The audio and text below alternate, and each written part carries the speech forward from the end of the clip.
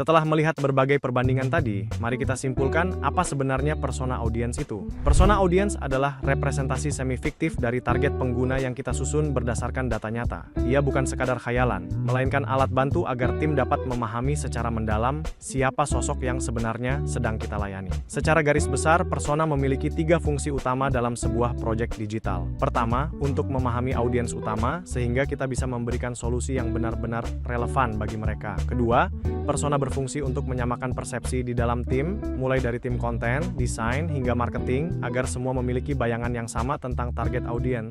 Terakhir, persona menjadi acuan strategi konten yang sangat krusial dalam menentukan pesan, tone bicara, hingga format konten yang paling efektif. Dengan kata lain, persona adalah kompas yang memastikan setiap kata yang kita tulis dalam copywriting memiliki arah yang jelas dan mampu membangun koneksi yang kuat dengan pembacanya.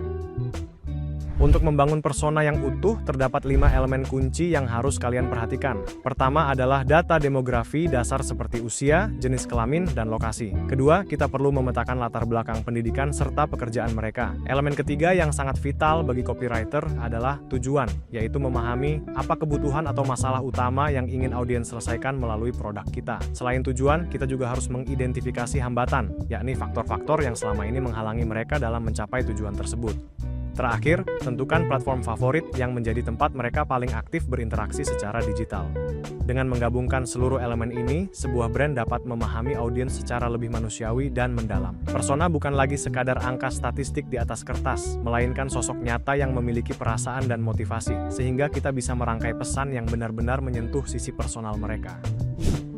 Penggunaan persona audience memberikan 5 manfaat utama yang akan sangat membantu efektivitas kerja kita. Pertama, persona mempermudah penentuan tone dan gaya bahasa yang paling sesuai, agar pesan kalian tidak terasa asing di telinga audiens.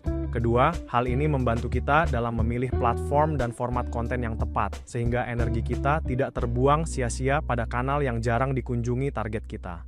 Manfaat ketiga yang sangat penting bagi sisi bisnis adalah mengurangi kesalahan dalam targeting iklan, yang tentu saja akan berdampak pada efisiensi biaya pemasaran.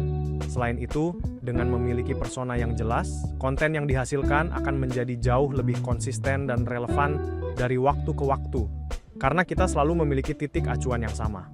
Terakhir, keberadaan persona mampu mempercepat proses pengambilan keputusan terkait strategi konten. Kita tidak perlu lagi berdebat panjang berdasarkan selera pribadi, melainkan cukup bertanya, apakah strategi ini sesuai dengan kebutuhan persona kita?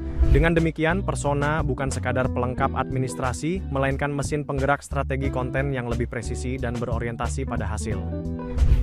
Untuk memperkuat pemahaman kita mengenai potensi pasar digital, mari kita perhatikan data pendukung dari riset We Are Social dan Kepios tahun 2024. Data menunjukkan bahwa kelompok usia 18 hingga 34 tahun menguasai 49% total pengguna internet di Indonesia. Ini merupakan segmen yang sangat dominan dan potensial. Sementara itu, dari sisi platform, Instagram tercatat digunakan oleh 70,4 juta orang, sedangkan TikTok mencatatkan angka pertumbuhan yang luar biasa dengan 126 juta pengguna, di mana mayoritas penggunanya juga berusia di bawah 34 tahun. Angka-angka statistik ini memberikan sinyal kuat bagi kalian sebagai copywriter untuk lebih memfokuskan strategi konten pada kelompok usia produktif tersebut. Dominasi pengguna di Instagram dan TikTok menunjukkan kemana arah perhatian audiens saat ini tertuju. Dengan data ini, kalian bisa lebih berani dalam menentukan platform utama serta menyesuaikan gaya komunikasi yang lebih modern dan dinamis agar tetap relevan dengan kebiasaan konsumsi digital yang sedang berkembang pesat di tanah air saat ini. Sebagai penutup materi kedua ini, kita dapat menyimpulkan bahwa pengembangan persona audiens merupakan langkah krusial setelah kita melakukan analisis data. Persona membantu kita mengubah deretan data yang dingin menjadi gambaran pengguna yang konkret dan hidup. Dengan memiliki persona yang jelas, sebuah brand akan jauh lebih mudah dalam menyusun konten yang relevan dan tepat sasaran. Ada 3 manfaat utama yang bisa kita capai, yaitu menentukan pesan yang sesuai dengan kebutuhan audiens, memilih platform dan format konten yang paling efektif, serta menyusun call to action yang mampu mendorong respons nyata dari audiens. Satu hal yang harus kalian ingat sebagai calon copywriter profesional adalah persona audiens merupakan jembatan utama yang menghubungkan antara analisis data dengan strategi konten kalian. Tanpa jembatan ini, kreativitas kalian mungkin akan kehilangan arah dan sulit untuk beresonansi dengan pembaca. Dengan memahami persona secara mendalam, setiap kata yang kalian tulis akan memiliki jiwa dan tujuan yang jelas.